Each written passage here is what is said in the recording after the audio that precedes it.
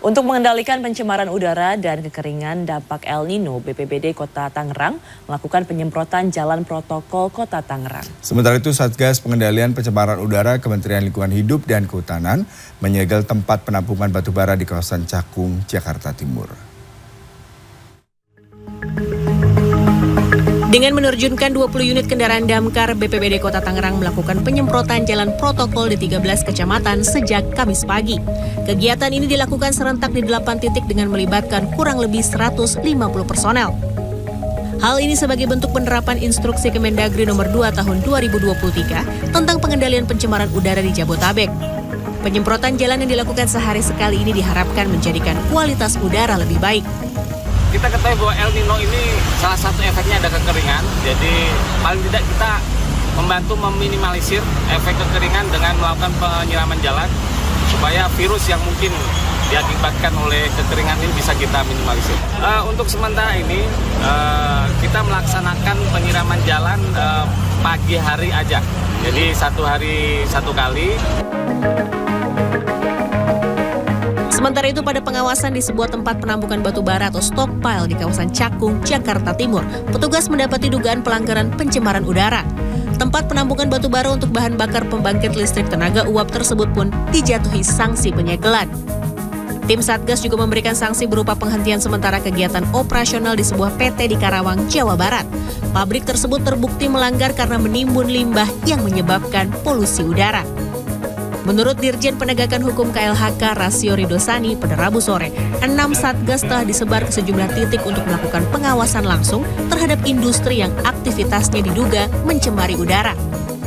Kami akan mengambil langkah-langkah di dalam upaya pengendalian pencemaran dari kegiatan-kegiatan baik tadi sampaikan pembangkit listrik tenaga menggunakan batubara maupun fossil fuel yang lain dan juga pembakaran secara terbuka di dalam upaya mencegah ataupun mengurangi pencemaran udara yang ada di Jakarta ini. Sejak Senin pekan ini, tim Satgas Pengendalian Pencemaran Udara KLHK melakukan pengawasan secara langsung di sejumlah lokasi industri di kawasan Jakarta, Bogor, Bekasi, dan Karawang. Tim Liputan, CNN Indonesia. Kita ke informasi berikutnya, jumlah pasien penyakit pernafasan meningkat. Kementerian Kesehatan bahkan memprediksi klaim BPJS Kesehatan akan meningkat lebih dari 10 triliun rupiah di 2023 seiring meningkatnya jumlah pasien penyakit pernafasan akibat polusi udara di Jakarta dan sekitarnya.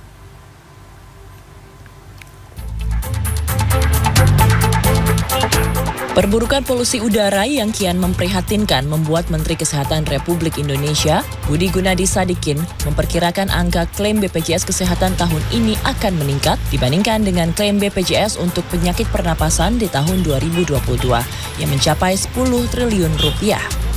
5 penyakit pernafasan tersebut diantaranya adalah pneumonia, TBC, hingga kanker paru-paru.